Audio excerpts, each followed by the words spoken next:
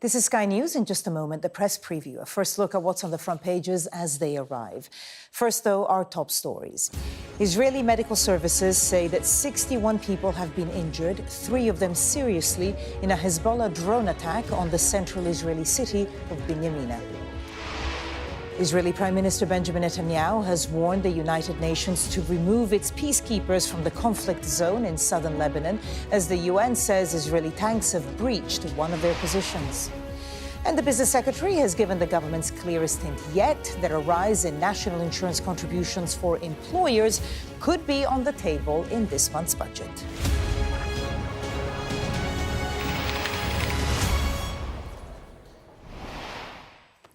Hello there, you're watching the press preview. A first look at what's on the front pages as they arrive.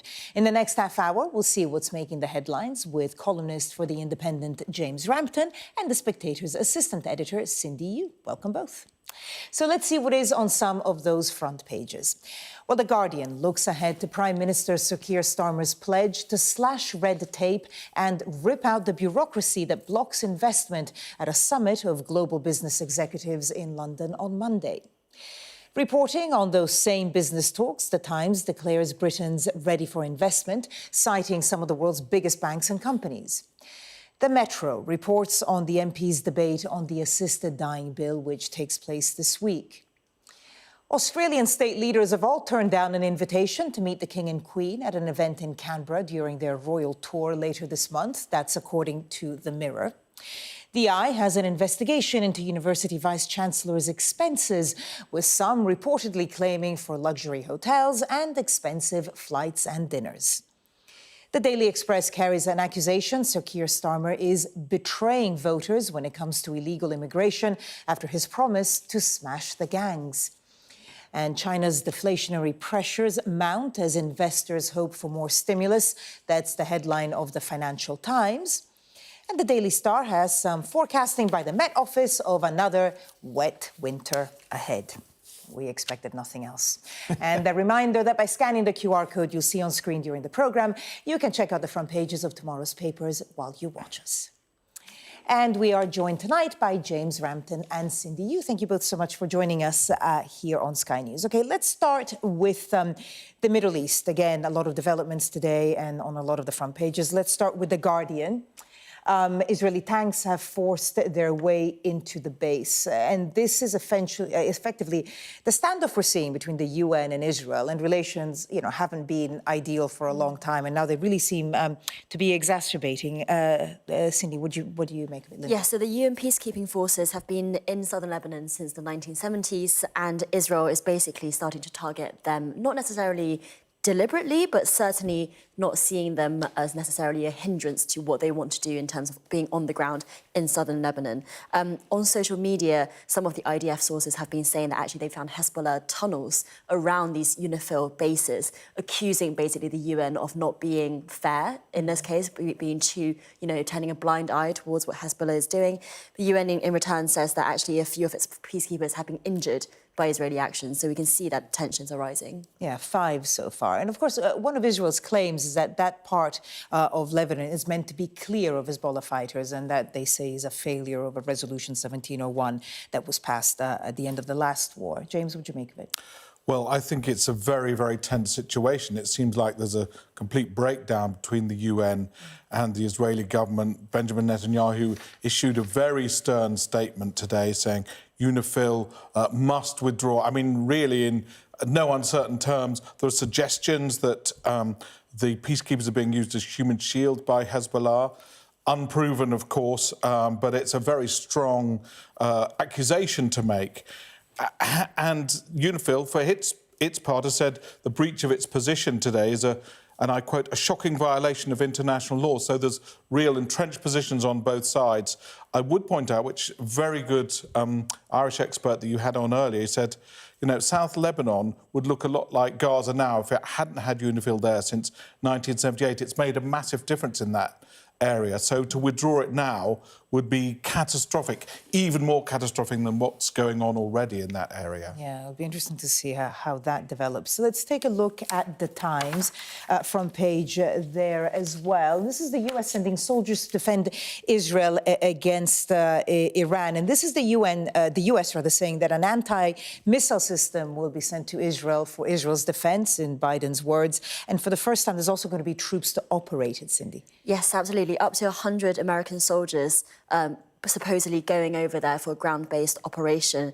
And this, as soon as, Biden made this announcement, around the same time, the strike upon the Israeli city happened, where up to 60 people, or around 60 people, have been injured. So it really goes to show that actually there's a lot of back and forth today, that there's a lot of strikes within Lebanon, but also within Israel as well. And actually, America is ramping up its action here, but it really raises the question of whether or not that would actually help or just escalate the situation further, considering Israel, as we've just discussed, has no trust in UN or external peacekeepers.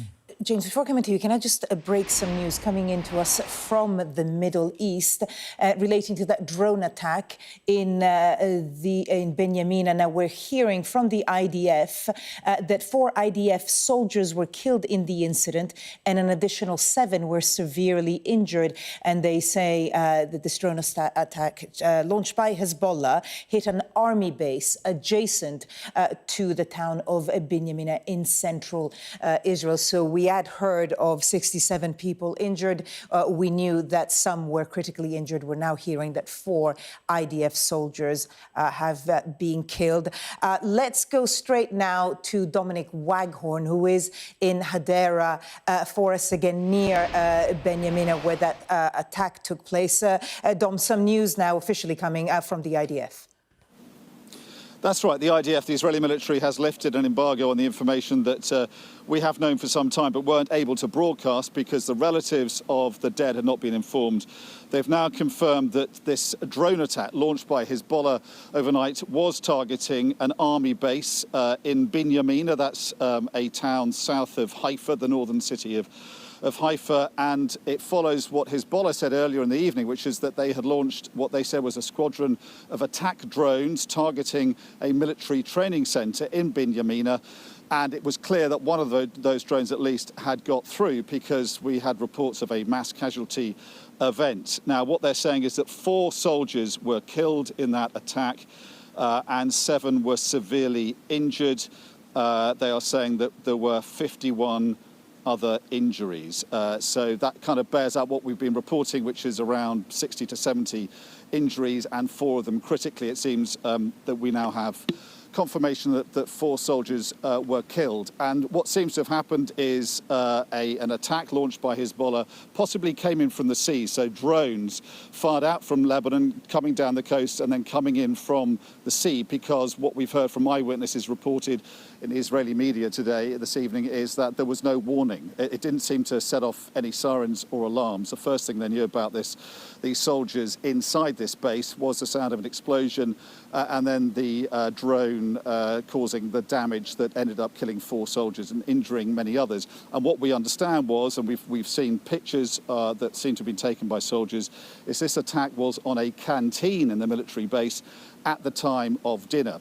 Now, one of the volunteers, there have been volunteers here this evening at this hospital where more than half the casualties have been taken. One of the volunteers said to us that she feels, and she's been told by relatives inside the hospital, that the enemy seem to know exactly when to attack and where to attack. And it does seem that they seem to have had the ability, Hezbollah, to strike a place where the maximum number, or many soldiers, were gathered for evening supper, and they were able to get a drone through to damage that building and to kill 4 soldiers and injure many others. I mean, this is an extraordinary event and is a very significant development. We've seen 2 weeks of successes and progress for the Israelis in Lebanon. This is the first major setback, and it is the biggest, I think, mass casualty event that we've seen in Israel since the war began. And most of Hezbollah's attacks by drones and missiles and other forms of projectiles have threatened and terrorized the north of Israel. But this was further south. It was south of Haifa. We're here sort of 40 minutes drive north of Tel Aviv, and just 20 miles north of here is where the attack happened.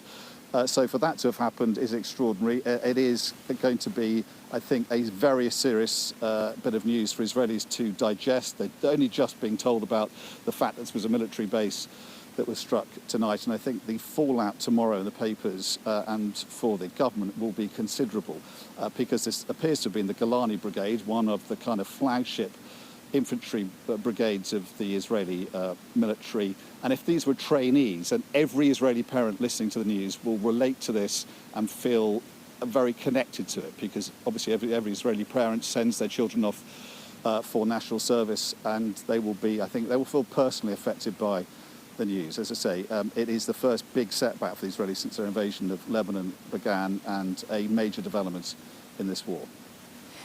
Dominic Waghorn outside the hospital in Hadera, close to where the attack took place. Dom, thank you. And let's go back to the press preview with James Rampton and Cindy.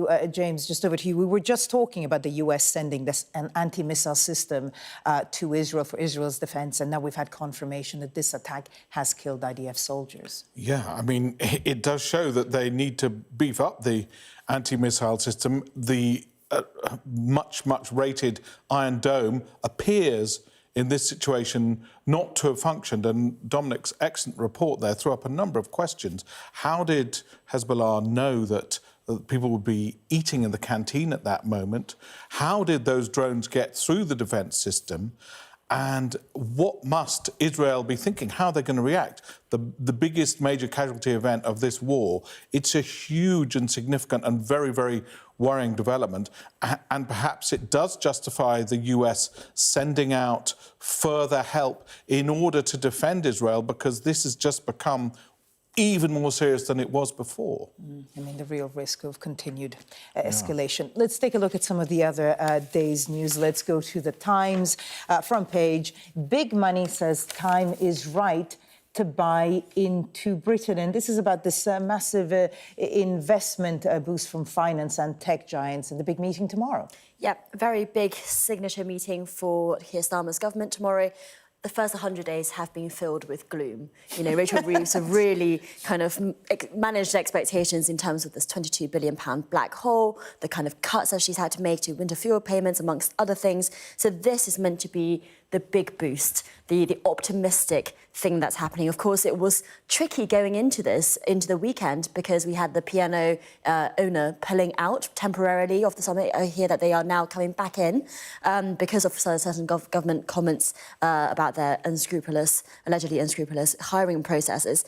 But if he can pull this off tomorrow, it could, you know, I mean, we use this word quite a lot in political journalism, but it could reset, you know, the direction of this government, and they really need a reset right now. Okay. Let's just, James, we're coming to you. Let's look at The Guardian. Similar story, slightly different take. Safety fears as Starmer pledges to slash red tape for investors. I mean, the message really is that the UK is open for investment, isn't it? Yes, I would absolutely echo what Cindy said. This government really needs a boost right now, and this conference may well be that boost. However, interesting angle in The Guardian, which you would have thought might be naturally supportive of Labour, and The Times, which is a real booster piece that they've given the government there, is much more supportive of the government. The Guardian have pointed out that unions are concerned that Starmer may be tearing down too many regulations, reminiscent of David Cameron's now notorious bonfire of red tape, which many people allege that might have had something to do with the Grenfell fire. You know, that was too much too soon, lots of people said. And Starmer's eagerness to impress investors is worrying unions that they may be jeopardising workers' safety, and that's a huge issue. OK.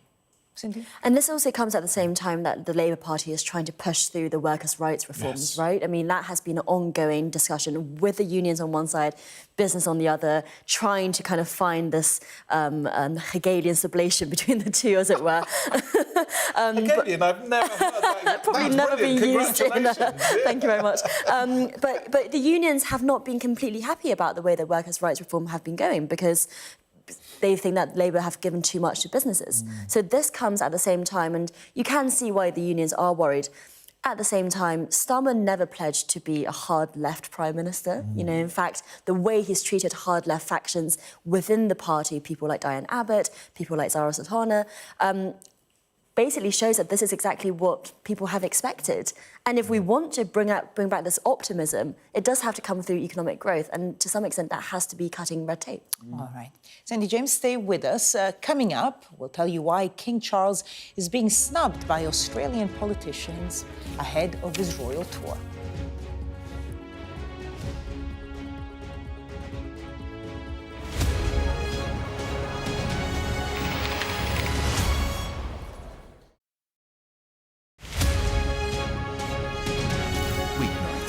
On Sky News. This is your chance. Tell people. Welcome to the Politics Hub. Our police force has apologised. If you want to find out about Grimsby, you come to the docks.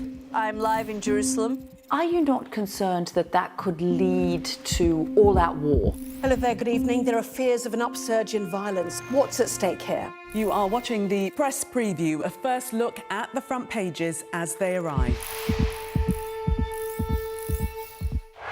I'm David Blevins, and I'm Sky's senior Ireland correspondent. It takes 60 minutes to cross the Irish Sea. It took the British monarchy a century. I've spent 30 years reporting the journey from conflict to peace. The political parties of Northern Ireland have reached agreement.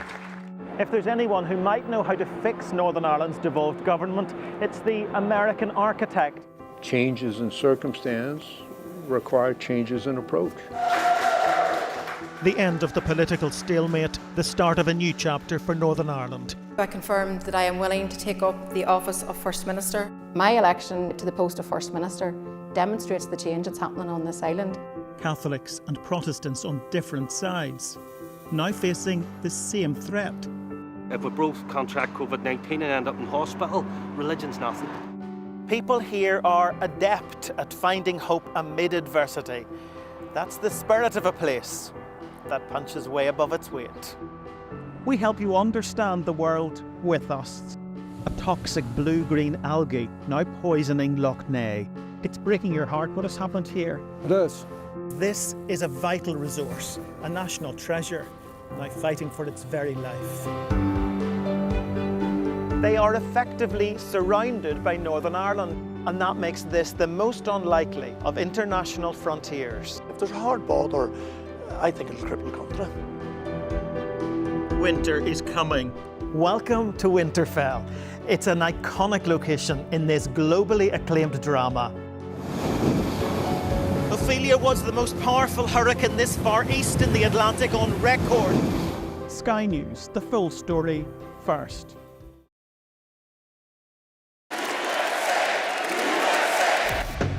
I say, bring it on. With America divided and tensions running high, get ready for an election like no other. Join our teams as we follow the campaign trail as America decides. We will win, win, win. Get closer to the action this US election with full reaction and analysis. Sky News, the full story first. There's always more to the news than a headline. We want to discover, to delve a little deeper, to find out what's really going on. Explanation, analysis, the people at the heart of every story. I'm Neil Patterson, and this is the Sky News Daily Podcast. So, by the end, we'll hopefully all understand what's going on in the world just that little better. Available wherever you get your podcasts. Welcome back. You're watching the press preview with me now. Columnist for The Independent, James Rampton, and The Spectator's assistant editor, Cindy Yu. Okay, let's go straight to the Daily Mirror. And the headline there, not a good day for Charles. I'm not pronouncing it properly, but it's a reference to their tour of Australia. The King and Queen are going to Australia next month, I believe, and so far things aren't looking great. Cindy, what's the story about? Yeah, so Charles and Camilla are going to Australia. They'll be in Canberra next Monday, and the government has thrown up this reception for them. Unfortunately, the state premiers of the 6 Australian states have all turned it down for various reasons. Nobody has actually explicitly said they're washing their hair, but it seems like it's not top of the priorities list. Yeah. Okay. James? Yes, it'll be many sort of unopened cans of warm Fosters there, I think, if all these people don't show up. Funnily enough, I was in Canada last week, and there's a similar movement there, a groundswell, particularly amongst younger people, saying, well, why do we need a monarch as a head of state? What is our connection still with Britain? And I think it's a very healthy debate. You know, the once colonial power has receded. It's not a world power anymore. Should it still have these formal rules which make it, in a sense, the ruler of that country? I think it's very healthy to question that and say, well, no, we're a very vibrant democracy. Why do we need a connection with the British monarchy? I'm not saying that all Australians will agree with that, but I do think it's worth debating because, you know, it seems like an antediluvian kind of out-of-date idea now. Well, it'll be interesting to see the kind of debate that there is when the King and Queen go on their tour. Let's look at the Eye, the front page there. University bosses claim £1 million of expenses amid cash crisis warning. There's an investigation by the Eye. It reveals Vice-Chancellor's claim for luxury hotels, expensive flights and even dinners that cost £1,000. What are they eating? Well, a £39 herb chopper and a £1 can of drink. I don't know what a herb chopper is. It's a very bougie burger or something. But, I mean, it's important to say, I think, we haven't seen the inside of the story from the Eye just yet, so we don't know the details of this. Sometimes this kind of extravagance reporting, actually, there are some very good reasons for things like that. For example, if you're entertaining a huge group of people, perhaps you're entertaining foreign dignitaries of some sort that you want to impress. But with your herb chopper. With your herb chopper. Yeah. I mean, £39, pretty impressive. But so it's important to say that we don't know the details of it, but at the same time, higher education has been going through such a funding crisis. The Vice-Chancellors have been complaining about the lack of funding, so clearly the headlines are not good. James? Well, I have a personal interest, as I'm sure millions of parents do across the country. We took our daughter to university last week to start an MA, and we were all sort of falling over with shock at the rate of the student fees, and they're saying that they may have to be raised here. And you do think everything these days is about optics and PR. And while they're complaining, probably quite rightly, that they're underfunded, they should not be spending £39 on a herb chopper, let alone £1,000 on a dinner. It's just a terrible look. They're not reading the room at all, particularly when certain students from more disadvantaged background are being put off going because the fees are so astronomical. So I think it's a really good investigation. I agree with Cindy, we don't know all the details, but the headlines do make you think, goodness me, that's rich. Well, they're rich, but also their hypocrisy is rich. OK. Final story, and now Financial Times, and these really were the images of the day. So there it is. Back to Earth, SpaceX brings home a booster. So this was the booster that was launched by SpaceX, obviously owned by Elon Musk, and returned to its base for the first time yesterday. And the pictures are amazing. It's sort of like the best parallel parking you've ever seen on a grand scale. Cindy?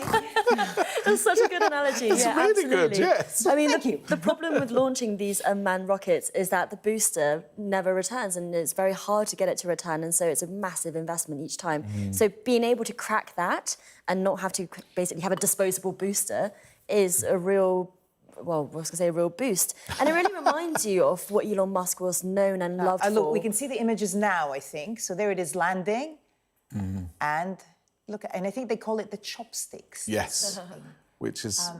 and apart from looking amazing, James, I mean, it really is a step forward for space travel, and it is just moving so quickly right now. Yes, and also there are bound to be environmental benefits. A reusable space rocket, who would have thought of that? The environmental damage that is caused by space launches, and let alone the debris that's left all over the space, but also our planet when it comes back to land. It's an extraordinary development. I have many, many questions about Elon Musk as a personality. For instance, saying civil war was inevitable during the riots in the summer. I thought that was disgraceful. But as a businessman and an entrepreneur and an innovator, he's outstanding. We definitely don't have time to get into Elon Musk's personality now, but for the moment, James Rampton, Cindy, you will see you again in the next hour. Thank you so much. Quick look at the weather now. After a cold weekend, things turn milder next week, but there will be some wet and windy spells to watch out for. It will be a grey start to Monday for much of England and Wales, as overnight rain, which will be heavy at times, clears eastwards. It will be largely dry elsewhere, with a touch of frost in the north. Heavy rain will slowly clear in the southeast through the morning, but England and Wales will remain mostly cloudy, with outbreaks of patchy rain. Coming up next on Sky News at 11, 4 Israeli soldiers are killed and dozens more injured following a Hezbollah drone attack on a military base in the center of Israel.